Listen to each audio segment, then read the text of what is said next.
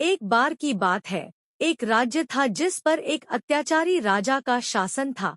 राजा इतना अहंकारी था कि हमेशा खुद की प्रशंसा करता था, अपने अलावा कभी किसी और की प्रशंसा नहीं कर सकता था। एक बार उनके राज्यों में एक साधु आया। साधु की प्रशंसा कुछ ही दिनों में पूरे राज्य में फैल गया।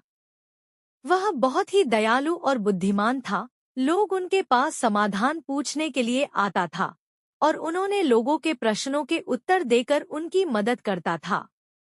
जल्द ही साधु की यह खबर राजा के पास पहुंच गई। राजा ने उनसे ईर्ष्या की और राज्य में लोगों के बीच उसे बदनाम करने का फैसला किया। राजा एक योजना के बारे में सोचा। फिर राजा ने ऋषि को महल में आमंत्रित करने के लिए अपने रक्षकों को भेजा।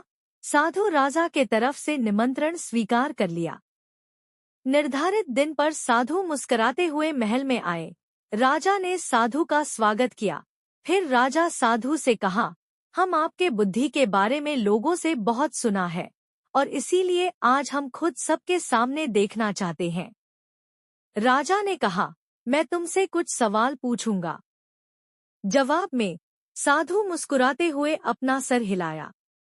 राजा के हाथ में काले कपड़ों का एक थैली था। फिर राजा साधु से सवाल किया, बताओ मेरे हाथ में क्या है? साधु ने उत्तर दिया, महाराज आप उस थैली के अंदर एक एक पक्षी को पकड़े हुए हैं। राजा थोड़ा हैरान हुआ, फिर भी शांति से जवाब दिया, हाँ तुम सही कह रहे हो।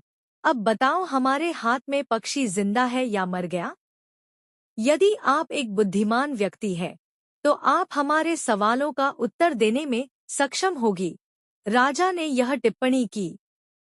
राजा अपने मन ही मन एक योजना बनाई। अगर साधु कहता है कि पक्षी जीवित है तो वह पक्षी की गर्दन दबाकर उसे मार देगा और सभी लोगों को यह एक मरा हुआ पक्षी दिखाएगा। और यदि वह कहता है कि यह एक मरा हुआ पक्षी है तो राजा पक्षी को जीवित रहने देगा और सभी को दिखाएगा कि यह जीवित है। राजा ने सोचा कि उसने चाहे जो भी उत्तर देगा यह राजा के लिए एक जीत की स्थिति होगा। साधु ने उत्तर दिया, ठीक है, यह आपके हाथ में है। आप खुद यह तय कर सकते हैं यह जीवित है या मृत। शिक्षा इसी तरह हम अपने जीवन को जो पथ देते हैं वह हमारे अपने हाथों में है।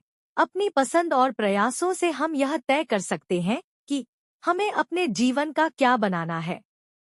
आपको हमारी वीडियो अच्छी लगी है तो वीडियो को लाइक, शेयर और कमेंट जरूर करें। ऐसी ही वीडियो देखने के लिए हमारे चैनल को सब्सक्राइब जरूर करें प्लीज।